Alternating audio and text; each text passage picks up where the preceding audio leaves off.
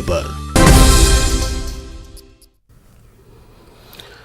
नाज़रीन आदाब, न्यूज़ 18 उर्दू में आपका इस्तकबाल है। मैं हूं मोहम्मद विसाल आजम और आप देख रहे हैं खबर खास में आज हम आपको दो खास खबरों से रूबरू कराएंगे और हम ये बताएंगे कि आखिर इन दो खबरों के पीछे का सच क्या है, क्यों ये दो खबरें आज इतनी अहम हैं। तो पहले हम बात करेंगे कि दो खबरें क्या हैं। आपने तस्वीर स्क्रीन पर देखिए, ये वो खबरें हैं। इन दो तस्वीरों में आप देख सकते हैं कि इनमें एक खबर आपको नजर आ रही है तस्वीर वो जिसमें आरजेडी के तेजस्वी यादव है, तेज प्रताप यादव है। दरअसल ये खबर आज इस तरह से है कि बिहार में पटना की सड़कों पर आज आरजेडी ने जो है वो विधानसभा यानी असेंबली घेराव का प्रोग्राम बनाया था, लेकिन जाहिर है कि वहां तक पहुंचने नहीं दिया गया और रास्ते में ही पुलिस के साथ मुठभेड़ हो गई। पुलिस के साथ काफी जो है जोर आजमाइश हुई, वाटर कैनन छोड़े गए और उसके बाद लेकिन आरजेडी के जो कारकुन थे उन्होंने अपनी जो है पूरी ताकत दिखाई। उन्होंने कोशिश की ये बताने की, ये समझाने की कि हम अपनी मांगों के साथ अपने स्टैंड पर कायम है। ये पहली तस्वीर आप देख रहे हैं दाहिनी तरफ, और दूसरी तस्वीर जो है वो भी बहुत अहम है। दरअसल आज वो तारीख है जब शहीद दिवस के तौर पर आज की तारीख को मनाया जाता है। भगत सिंह, राजगुरु और सुखदेव, इन तीनों को आज ही के दिन जो है उन्हें फांसी दी गई थी। इसलिए पूरे हिंदुस्तान में शहीद दिवस जो है वो बहुत ज्यादा गमनाक होकर लोग इसे मनाते हैं। तो किसानों की जो तहरीक लगातार चल रही है, किसानों की तहरीक के आज 118 दिन मुकम्मल हुए हैं। तो इन 118 दिनों के मुकम्मल होने पर आज की तारीख में किस तरह से गाजीपुर में किसान शहीदों को याद कर रहे हैं और इस खास शहीद दिवस पर किस तरह वो एक नया अज़्म लेकर आगे बढ़ रहे हैं कि वो अपनी मांगों को किस तरह सरकार से मनवाएंगे। तो ये दो तस्वीरें हैं इन्हीं दोनों खबरों पर, यानी एक तो जो पटना की खबर आप देख रहे हैं, पटना की तस्वीर जहां पर आरजेडी के कारकुन पुलिस से मुकाबला कर रहे हैं। पुलिस उन्हें बैरिकेड लगाकर रोकने की कोशिश कर रही है, जबकि कारकुन काफी हद तक बैरिकेड को तोड़कर आगे भी जा चुके थे। ये तस्वीर एक पहली खबर हो गई। दूसरी खबर जो है वो शहीद दिवस पर किस तरह गाजीपुर में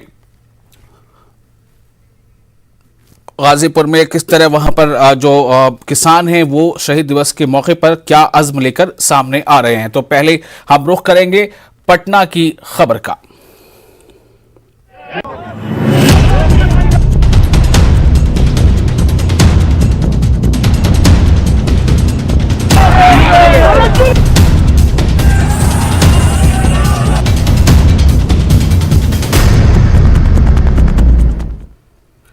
तो ये जो आपको हम खबर बताने जा रहे हैं, ये दरअसल हल्ला बोल है कहां, जहां पर इस वक्त बीजेपी और जेडीयू बरसरे इक़्तिदार है। रियासत बिहार है।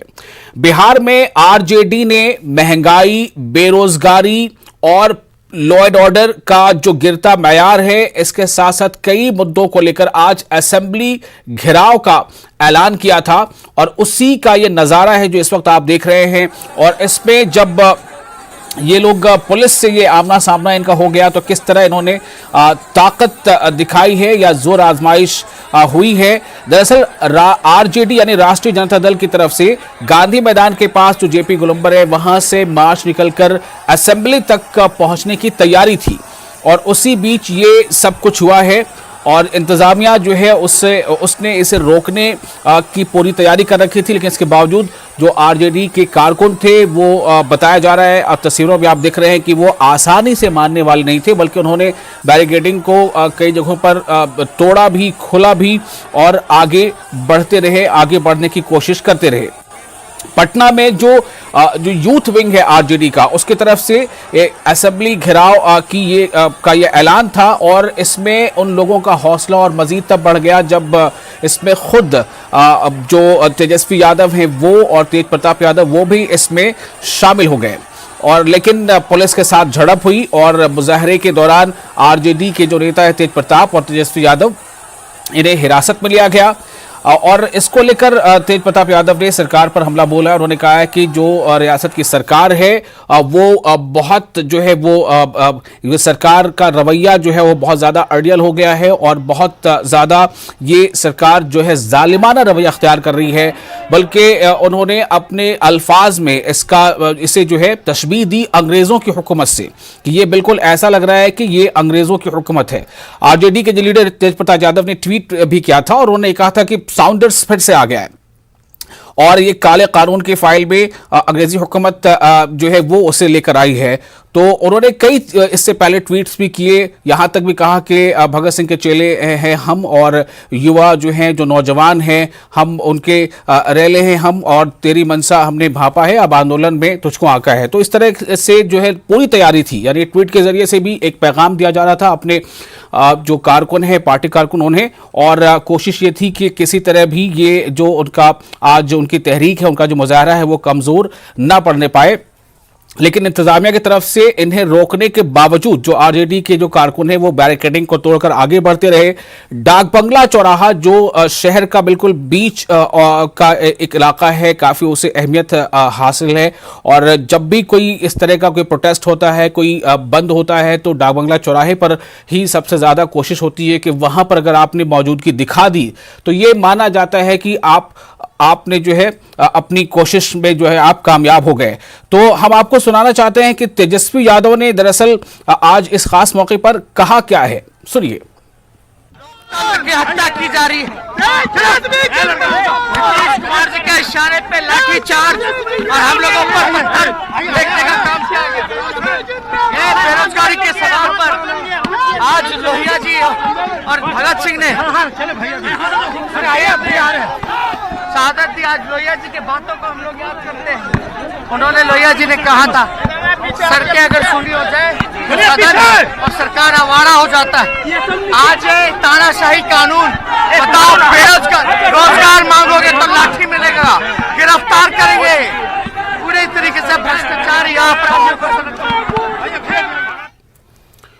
तो आपने सुना तेजस्वी यादव ने क्या कुछ कहा जब नुमाइंदे यानी मीडिया के नुमाइंदे उन तक पहुंचे थे। अब हम इस वक्त आपको बता दें कि दरअसल ये जो एक उबाल है सियासत में, इसकी एक वजह इंतखाबात, जो बिहार में इंतखाबात हुए थे उससे पहले की भी है। बिहार में आपको याद होगा कि इंतखाबात के वक्त और इंतखाबात से ठीक पहले ये नारा बहुत जोर शोर से गूंजा था कि कौन कितनी ज्यादा नौकरियां देगा।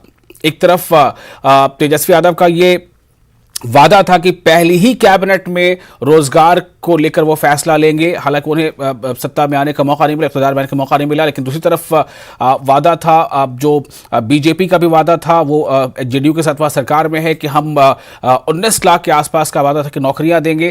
तो इसको लेकर ही ये बात थी कि नौकरी का ये सवाल जो है, बेरोजगारी का सवाल बहुत ज्यादा वहां पर इंतखाबात के बाद, सरकार बनने के बाद भी लगातार अपोजिशन के जुबान पर अक्सर है कि क्या हुआ उस वादे का। हमारे साथ मौजूद है संजय कुमार, हमारे नुमाइंदे। संजय, आपने आज जाहिर है इसे कवर किया, देखा। मैं ये जानना चाहता हूं कि दरअसल आज असेंबली घेराव के इस प्रोग्राम के बीच जिस तरह से रोका टोकी हुई और जिस तरह आरजेडी के कारकुन मुश्तइल हो गए वो नजर आए, इसके पीछे की वजह क्या है? आज का दिन क्यों चुना गया और क्या क्या अहम मुद्दे थे जिनके साथ इन्होंने आज सड़क पर निकलकर असेंबली घेराव की कोशिश की? देखिए, राष्ट्रीय जनता दल ने महंगाई, बेरोजगारी और इसके अलावा लॉ एंड ऑर्डर जैसे जो इश्यूज हैं उसको लेकर आज जो विधानसभा घेराव मार्च है उसका आयोजन किया था। लेकिन इंतजामिया की तरफ से किसी तरह की अनुमति नहीं ली गई थी। उन्होंने आवेदन जरूर दिया था अपनी तरफ से कि आज की तारीख में, जब आज शहीद दिवस है, आपको पता है आज भगत सिंह, राजगुरु और जो दूसरे नेता हैं, सुखदेव जी, नेताओं का शहादत दिवस है, इस तारीख को चुना गया था। और उसके बाद आज यही जो जेपी गोलंबर है जहां पर मैं इस वक्त खड़ा हूं, और यहीं से मार्च की शुरुआत हुई थी। और मार्च जब हृदय स्थली डाकबंगला चौराहा, जो राजधानी पटना की हृदय स्थली कही जाती है, वहां पर जब मार्च पहुंचा तब प्रशासन ने मार्च को रोकने की कोशिश की। चूंकि किसी तरह का परमिशन नहीं था इस विधानसभा घेराव मार्च के लिए, और सिटी एसपी विनय तिवारी के नेतृत्व में पुलिस टीम वहां मौजूद थी। उन्होंने कहा कि आपके पास किसी तरह का परमिशन नहीं है तो आप कैसे भला, और वो भी रिस्ट्रिक्टेड एरिया, प्रतिबंधित क्षेत्र है, तो प्रतिबंधित क्षेत्र में आप बगैर अनुमति के मार्च अगर निकालेंगे तो जाहिर से जो प्रशासनिक नुमाइंदे हैं, जो प्रशासनिक अधिकारी हैं, आपसे पूछेंगे क्या परमिशन दिखाओ, आपने परमिशन दिखाया नहीं। और जब उन्हें रोकने की कोशिश की गई, इसी दौरान पुलिस ने वाटर कैनन को यूज़ किया, उसके अलावा पुलिस ने लाठी चार्ज कर दिया। फिर इसके जवाब में जो आरजेडी वर्कर्स थे उन्होंने पथराव शुरू कर दिया, कई पुलिसकर्मी घायल भी हो गए हैं। जो जानकारी मिल रही है 3 पुलिसकर्मी, कोतवाली थानाध्यक्ष समेत 3 पुलिसकर्मी घायल हो गए हैं जी। और इसके बाद जब बल प्रयोग किया गया तब राजद के जो वर्कर्स थे वहां से हट गए। इस दौरान कई जो मीडिया कर्मी हैं उनको भी चोटें आई हैं और सबसे बड़ी बात है कि लॉ एंड ऑर्डर को लेकर जो व्यवधान उत्पन्न हो गया, उसके बाद कंट्रोल के लिहाज से प्रशासन ने अपनी तरफ से सख्ती दिखाई। जी जी। तो क्या ये मतलब ये बेरोजगारी और ये लॉ एंड ऑर्डर का गिरता मयार, महंगाई और करप्शन और जो हेल्थ सेक्टर में जो कॉन्ट्रैक्ट पे जो काम कर रहे हैं उनकी मांगे और जो टीचिंग में कॉन्ट्रैक्ट पर जुड़े हैं उनके रिक्रूटमेंट को लेकर ये तमाम मुद्दे पर क्या आरजेडी को वाकई वहां अवाम का साथ भी मिल पा रहा है?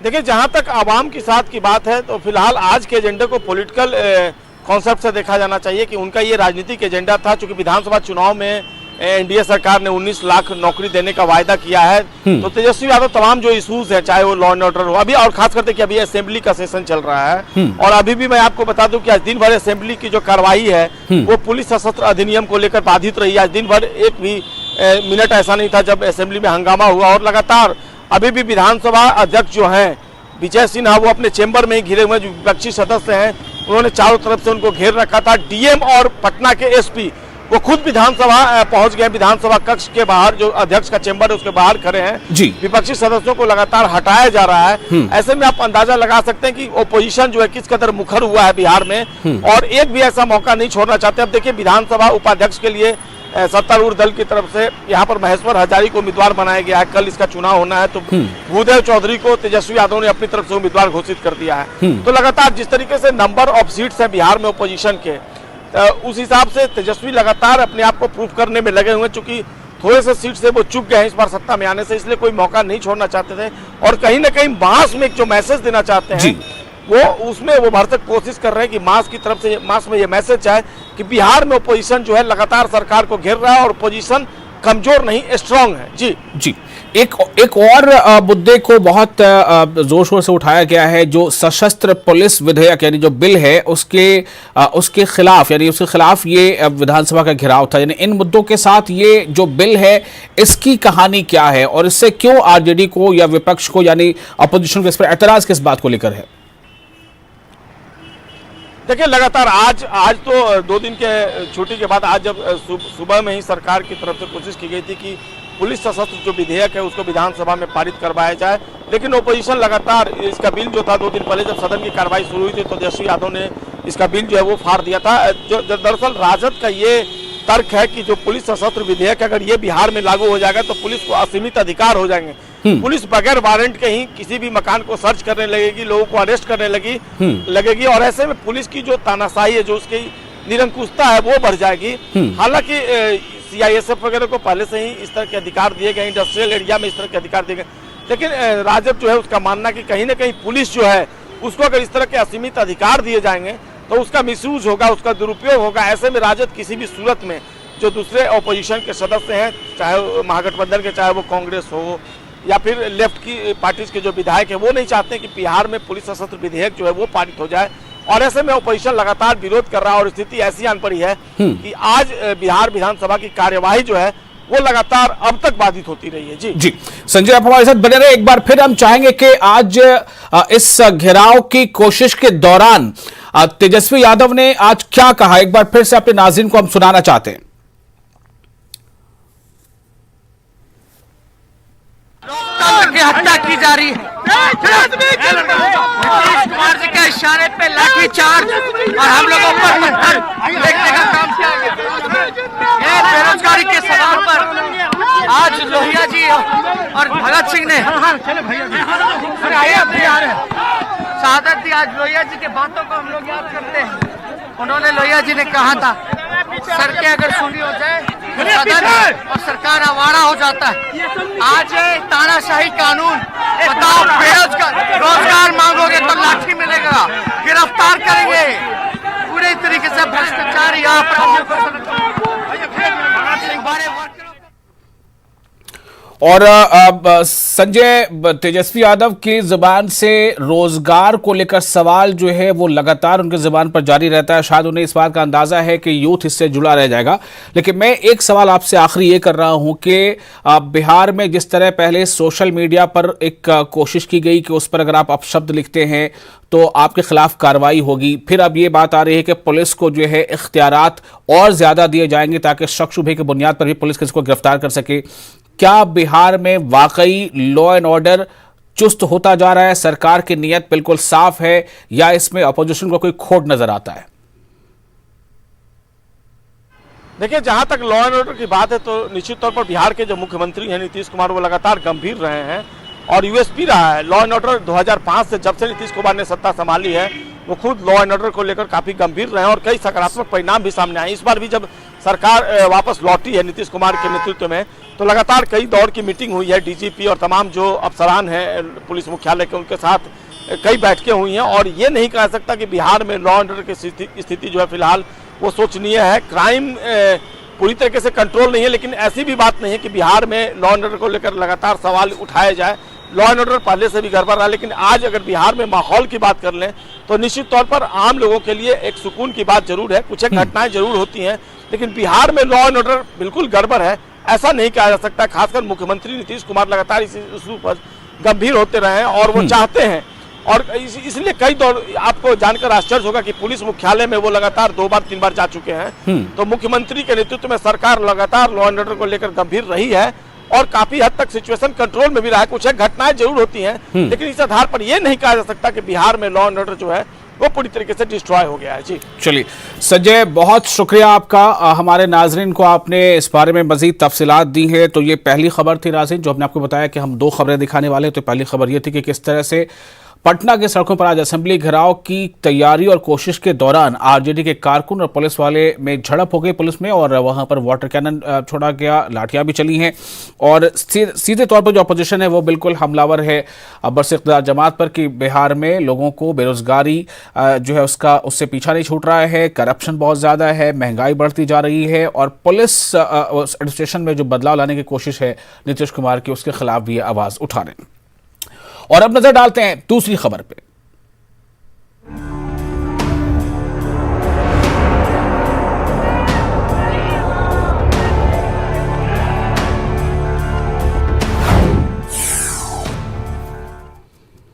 तो दूसरी खबर हमारे किसान तहरीक से जुड़ी है। किसान तहरीक और शहीद दिवस, ये हम सब जानते हैं कि आज की तारीख जो है वो बहुत ज़्यादा अहम है, चूँकि आज ही की तारीख में 3 हमारे जो मुजाहिद आज़ादी थे, उन्हें भगत सिंह और सुखदेव और राजगुरु, इन्हें फांसी दी गई थी। भगत सिंह ने जो बहुत ज़्यादा इनकलाबी कारनामा अंजाम दिया था जब वो काउंसिल हाउस में गए थे, उन्होंने वहाँ पर बॉम्ब फेंका था और इस नारे के साथ कि आवाज़ पहुँचानी पड़ती है, और बॉम्ब फेंकने के बाद वहाँ पर इनकलाब जिंदाबाद के नारे बुलंद हुए थे। और उसके बाद जब वो हिरासत में लिए गए तो फिर एक वक्त ऐसा भी आया कि उन्होंने हंसते हंसते इस मुल्क के लिए अपनी कुर्बानी पेश कर दी थी। उस ख़ास दिवस को, उस ख़ास दिन को याद करते हुए ये ख़ास तौर से याद किया जाता है। और आज का दिन किसानों के लिए भी बहुत अहम इसलिए है कि किसानों की जो तहरीक चल रही है, जो दिल्ली बॉर्डर के आसपास पिछले 118 दिनों से वहाँ मौजूद हैं, किसानों ने आज इस शहीद दिवस के मौके पर नए सिरे से एक अज़्म लिया है कि हम जब तक अपने मुतालबात मनवा नहीं लेते तब तक हम अपना ये एहतजाज, अपनी ये तहरीक न सिर्फ ये कि जारी रखेंगे बल्कि इसमें मजीद तेजी लाएंगे। हम आपको बता दें कि हमारे नुमाइंदे खुर्रम शहजाद ने आज गाजीपुर बॉर्डर पहुंचकर वहां के हालात का जायजा लिया। खुर्रम ने वहां मौजूद किसानों से बात भी की है। पहले हम आपको वो बातचीत सुनाना चाहते हैं। तो ये दिल्ली गाजीपुर का जो बॉर्डर है वो आप देख सकते हैं कि अभी तक यहाँ पर किस अंदाज में यहाँ पर अभी जो आंदोलन है वो चल रहा है। दूर दूर तक आपको यहाँ पर टेंट लगे हुए दिखाई देंगे और उनके बीच में किसान का जो जोश है, जज्बा है, वो आपको दिखाई देगा। आज खास तौर से तमाम जो किसान आंदोलन से जुड़े हुए लोग हैं, तमाम जो नेता है, तमाम किसान हैं, वो सरदार भगत सिंह के शहीदी दिवस के मौके पर आज उनका शहीदी दिवस मना रहे हैं। उन्होंने 23 साल की उम्र में देश के लिए अपनी जान कुर्बान कर दी थी। जो अत्याचार हो रहे थे उनके खिलाफ वो तैयार थे। उन्हीं की नीतियों का अनुसरण करके हम भी जो देश गुलामी की तरफ बढ़ रहा है उसको आज़ादी में कन्वर्ट करना चाह रहे हैं। मैं उसका फैन नहीं, उसका छोटा भाई बोल रहा हूँ। मैं उसकी एक शरीर की कोई धूल मट्टी भी ये चाह रहा हूँ कि मैं उसके लेवल का कुछ बनना चाहता हूँ और हमने हक लेना है। चाहिए 2049 तक चलता रहे, हम इस लड़ाई को लड़ेंगे और करते रहेंगे।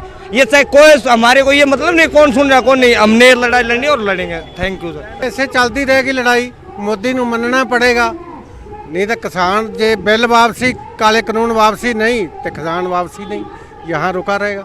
देखिए, जलियांवाला बाग हत्याकांड के बाद जो घटनाक्रम पूरा जनरल डायर की तरह मार दिया गया था और उसी प्रकार ये सरकार जनरल डायर बनी हुई हमारे लिए और 300 से अधिक किसान मारे जा चुके हैं अब तक और सरकार है कि टस से मस होने का नाम नहीं ले रही।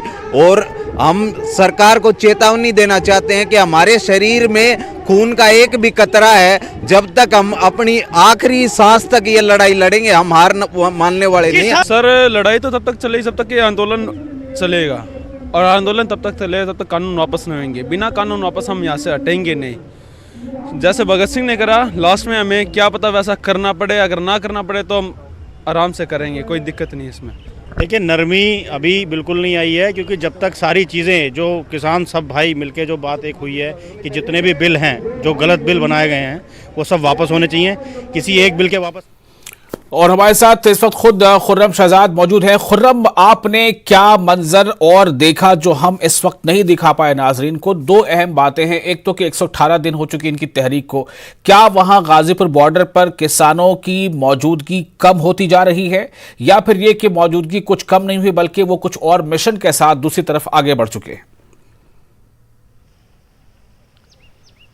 देखिए विशाल, जब हम यहाँ से सीधा गाज़ीपुर बॉर्डर के करीब पहुँचे तो वहाँ पर जिस तरीके से सरहद का इलाका होता है वो तस्वीरें हम दिखा नहीं पाए, क्योंकि उस तरीके से रास्ता बंद है। वहाँ से मीडिया के लोग पहले पैदल जा सकते थे, वहाँ पर अब पैदल जाने के लिए भी मना कर दिया गया है और वहाँ से किसी को जाने नहीं दिया जा रहा है। अलबत्ता जो रास्ता फ्लाईओवर के ऊपर से होता हुआ जाता है गाज़ीपुर की जानिब और गाज़ियाबाद की जानिब, तो वहाँ पर उस रास्ते से जा सकते हैं। तो वहाँ जब हम पहुँचे तो वो भीड़ तो हमको नज़र नहीं आई जो अब से 2 महीने पहले वहाँ पर दिखाई दे रही थी। लेकिन आपको मालूम है कि किस तरीके से जो किसान लीडर हैं वो अपना आंदोलन लेकर के, अपनी तहरीक लेकर के वो ख़ासतौर से बंगाल में इस वक्त लगे हुए हैं, राकेश टिकैत। तो ये तमाम लोग वहाँ पर हैं और सरकार के खिलाफ वहाँ पर माहौल बना रहे हैं। और ये आंदोलन, क्योंकि बिहार भी उसी के पास लगा हुआ है, तो बिहार में भी आंदोलन आगे बढ़ रहा है। और जो दूसरे इलाके हैं, बेंगलोर है, वहाँ पर भी, दूसरे इलाकों में भी आंदोलन के जो किसान नेता हैं वो पहुँच रहे हैं और वो कह रहे हैं कि वहाँ पर भी एक तरह से दिल्ली बनाई जाए। तो वहाँ पर उस तरीके से भीड़ तो नहीं है गाज़ीपुर बॉर्डर पर जितनी भीड़ पहले हुआ करती थी, लेकिन ये आंदोलन, ये तहरीक अब दूसरी रियासतों में अपना पैर पसार रही है और धीरे धीरे ग्राउंड पर जो दिक्कतें हैं, आपको मालूम है किस तरीके से उत्तर प्रदेश में जब सरकारी नुमाइंदे वहाँ पर पहुँचे तो वहाँ पर उनका किस तरीके से उनकी मुखालफत हुई और किस तरीके से काले झंडे दिखाए गए, बंगाल में दिखाए जा रहे हैं। तो ये आंदोलन मुल्क में अलग अलग जगह बढ़ रहा है। वो भीड़ तो नहीं है, लेकिन अभी भी जो बड़ी तादाद में ख़ासतौर से पंजाब के किसान हैं वो वहाँ पर मौजूद हैं, उत्तर प्रदेश के किसान हैं वो वहाँ पर मौजूद हैं। और इस बात पर सब मुत्तफिक हैं कि जब तक सरकार पूरे तौर से तीनों जो कानून सरकार लेकर आई है उसको नहीं मान लेती, उसको वापस नहीं ले लेती, तब तक वो वहां से पीछे हटने वाले नहीं हैं। खुर्रम, जैसा आपने वहां किसानों से मुलाकात की और कई लोगों से आपने बात भी की है, उसमें एक चीज ये देखी गई कि नौजवान जो है वो ज्यादा नजर आ रहे थे और उनमें से किसी ने कहा भी कि आज़ादी के लिए भी जो लड़ाई थी उसमें नरम दल और गरम दल हुआ करते थे, तो अगर ज़रूरत पड़ी तो हम उसके लिए भी तैयार हैं। क्या वाकई इस मूवमेंट से अब नौजवान ज़्यादा जुड़ रहे हैं? देखिए, ख़ासतौर से जो पंजाब के किसान हैं और जिस तरीके से ये मूवमेंट उत्तर प्रदेश का जो मगरबी इलाका है उसमें जिस तरीके से ये पूरे तौर से सियासी पार्टियां इस तहरीक की हिमायत में आगे आई हैं और जिस तरीके से ग्राउंड पर ज़मीन पर गांव-गांव में इस किसान तहरीक को हिमायत मिली है, उससे बहुत सारे नौजवान इस तहरीक से मुतासिर हुए हैं और वो वहाँ पर आए हैं। आज ख़ास तौर से आप देखेंगे कि आज क्योंकि सरदार भगत सिंह का शहीदी दिवस है, आज के दिन 1931 में आज ही के दिन उनको शहीद कर दिया गया था, फांसी दे दी गई थी और उनके 2 साथियों को, राजगुरु को भी फांसी दे दी गई थी। तो उसको अपना आइडियल मानते हुए, क्योंकि सरदार भगत सिंह पंजाब से ताल्लुक़ रखते थे, इस वजह से उनको अपना आइडियल मानते हुए बहुत सारे जो किसान नौजवान हैं वो वहाँ पर गाज़ीपुर बॉर्डर पर मौजूद थे। अलग अलग सरहदों पर जो किसान हैं वो वहाँ पर मौजूद हैं। अलग अलग तरह की एक्टिविटी ज़रूर देखने को मिले, लेकिन गाज़ीपुर बॉर्डर पर जहाँ पर हम गए थे तो एक बड़ी तादाद थी जो वहाँ पर मौजूद थी। हालांकि वो भीड़ नहीं थी क्योंकि जो लीडर्स हैं वो दूसरे इलाकों में चले गए हैं, लेकिन फिर भी वहाँ पर जो नौजवान हैं वो काफ़ी आगे तक जाने की बात कर रहे हैं। और आपको मालूम है कि पहले ही उनके नेता वो कह चुके हैं कि हम पार्लियामेंट के सामने अपना गल्ला फरोख्त करेंगे। तो ये तमाम बातें हो रही हैं। 26 मार्च को किसानों ने बंद का ऐलान किया है, क्या इसको लेकर भी वहां कुछ गौर ख्वास करते लोग नजर आए? क्या कहना था उनके बारे, उस बंद के बारे में? देखिए, वहाँ पर आज पूरा फोकस था सरदार भगत सिंह की कुर्बानी को लेकर और उसी पर लगातार बात हो रही थी और नौजवानों में वो जज्बा और वो जोश बनाए रखने की कोशिश वहाँ पर की जा रही थी। और यही वजह है कि आज जिन नौजवानों से हमने बात की उन्होंने बहुत आगे तक जाने की बात की, यहाँ तक कि उन्होंने ये तक कह दिया कि हम गरम दल के लोग हैं और गरम दल के बगैर जो मुल्क को आज़ादी नहीं मिली थी तो हम आगे तक जाने के लिए तैयार हैं। बंदूक उठाने तक की, बंदूक खेतों में बोने तक की, माफ़ कीजिएगा, खेतों में बंदूक बोने तक की बात वो कर रहे थे। तो ये तमाम जो जोश और जज्बा है वो वहाँ पर दिखाई दे रहा है। लेकिन इस बात पर भी मुत्तफिक थे कि हमें बहुत ही अमन और शांति के साथ जो है अपना प्रोटेस्ट जारी रखना है। बहुत शुक्रिया आपका खुर्रम। तो किसानों ने एक बार फिर से ये आज़म दोहराया है कि हम किसी सूरत अपने मुतालबात पूरे होने से पहले यहां से हटने वाले नहीं हैं। और जैसा अभी खुर्रम बता रहे थे कि उनमें नौजवानों की तादाद भी बढ़ती जा रही है और अब ये लड़ाई थोड़ी सी पॉलिटिकल हो रही है। जैसा कि आपको पता है कि जो बड़े के लीडर्स, उनका कहना है कि हम जहां उन रियासतों में जहां इलेक्शन हो रहे हैं वहां भी हम जा रहे हैं और लोगों से कहेंगे कि आप फला पार्टी को वोट न दीजिए। बहुत बहुत शुक्रिया, मुझे दीजिए इजाजत, आदाब।